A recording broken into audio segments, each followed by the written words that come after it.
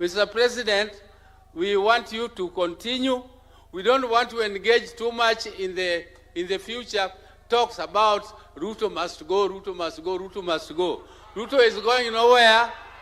Ruto is going nowhere because there are only 5 ways you can remove a president. First, either he resigns or he dies. If he doesn't die, he is defeated in an election. And if he is not defeated in an election, then something attacks his brain. He becomes a bit... and none of those things exist with the president. The president is very healthy and is there. If you want to remove him, wait for 2027 and all of us are there. So we are all Kenyans.